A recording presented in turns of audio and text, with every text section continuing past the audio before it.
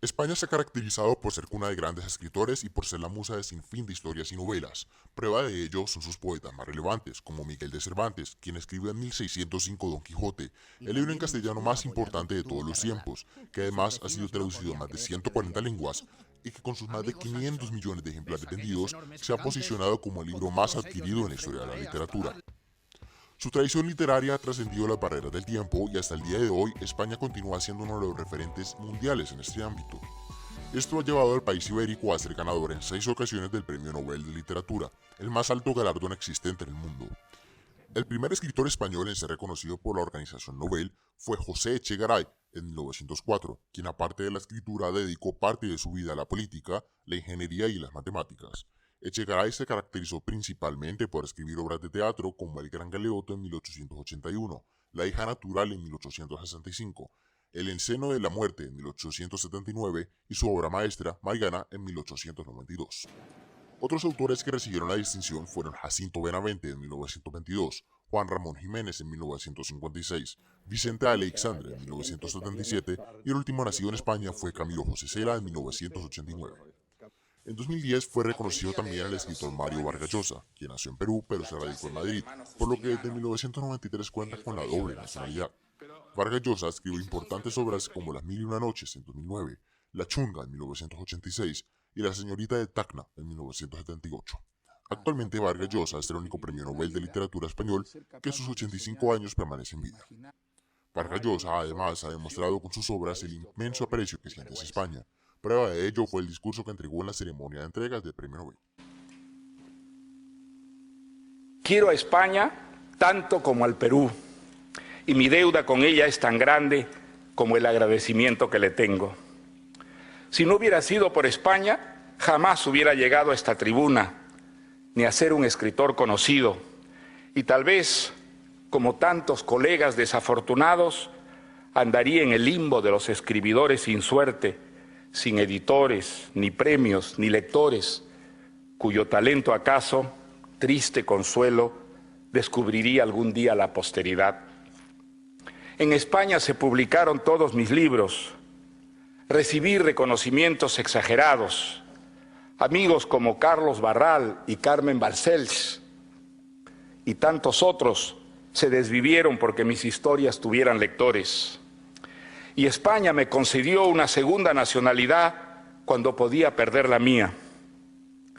Jamás he sentido la menor incompatibilidad entre ser peruano y tener un pasaporte español, porque siempre he sentido que España y el Perú son el anverso y el reverso de una misma cosa, y no solo en mi pequeña persona, también en realidades esenciales como la historia, la lengua y la cultura. Para complementar la información, consultamos al reconocido escritor colombiano, el doctor Humberto Jarrín Ballesteros, quien además es catedrático en la Universidad Autónoma de Occidente y magíster en literatura latinoamericana. Le preguntamos a Jarrín sobre si España sigue manteniendo su liderazgo como país potencia en la literatura, y esto nos respondió. Yo diría que más bien poco, al menos muy de lejos de la que lo tuvieron las generaciones anteriormente relacionadas, la generación del 98, la gente del siglo de oro español, y con la generación del 27 podríamos decir que pare de contar. Y pare de contar porque ya a finales del siglo XIX, cuando en el terreno político la última colonia obtuvo su libertad del Imperio Español, a la par de esa independencia política, se vino gestando una independencia cultural y en particular una independencia de carácter literario. Entonces las mareas de las influencias comenzaron a operar al revés. La prueba de ello lo constituye el modernismo con Rubén Darío. Recibimos la influencia de Valle Inclán y su teatro del Esperpento, pero lo devolvimos con el teatro de Santiago Gamboa y sobre todo de Enrique Buenaventura, y con un plus, la técnica de la creación colectiva. En el terreno de la filosofía inauguramos una nueva vertiente del pensamiento, la filosofía latinoamericana, así conocida, con Alberdi, Mariátegui, etc., y sobre todo la teología de la liberación que tanto efecto ha tenido en nuestros pueblos. Pensemos en el ensayo entonces también con Alfonso Reyes. Y de este modo, ese complejo de Edipo literario resuelto siguió con el boom latinoamericano. Es decir, las influencias no nos llegaron más de España, sino del Medio Oriente, de Francia y por supuesto de Estados Unidos. Pero supimos, con escritores como Rulfo, Neruda, Gabriel García Márquez, César Vallejo, Borges, la lista de obras y autores sería larga, solo que ya en nuestros terrenos, agradecer esos regalos. Devolvimos los cumplidos con un buen número de premios Nobel: Mistral, Asturias, Neruda, Paz, Gabriel García Márquez, Vargas Llosa. Al menos si pensamos que la América de habla española es una sola patria, la patria de la lengua. Obviamente, muchos escritores contemporáneos españoles nos siguen siendo muy queridos.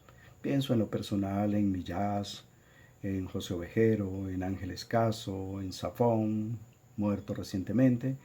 Aquí también la lista es larga. Pero una coda. No olvidemos también que algunos de estos autores, como ocurre en todo el mundo, algunos son inflados por el mundo comercial editorial, incluso con premios endógenos de las propias editoriales. También le consultamos su opinión profesional sobre si considera que España sigue siendo en la actualidad la principal influencia literaria y cultural para América Latina. Decir que si España ha sido la nación que ha inspirado a otros países en América Latina para sus logros en el campo literario es casi que un axioma esa afirmación, porque no es sino mirar cómo la literatura, una vez implantada en nuestro territorio, tuvo sus efectos inmediatos, tanto positivos como negativos. En los negativos, ello implicó la negación y desaparición de nuestras lenguas, pero no me detendré en este aspecto. Digamos que por ahora resaltaremos los elementos positivos, pues nuestra literatura no podría explicarse ni entenderse sin, por ejemplo, el Quijote. Quizás si le hubieran permitido a Cervantes venir a América, el Quijote se habría escrito aquí, quizás en Bogotá, quizás en Cuba. Y no podríamos explicar tampoco la presencia de nuestra literatura sin una obra fundamental para nosotros como La Celestina, mejor dicho, toda la obra del siglo de oro español, tanto en prosa como en verso, en dramaturgia y en ensayo.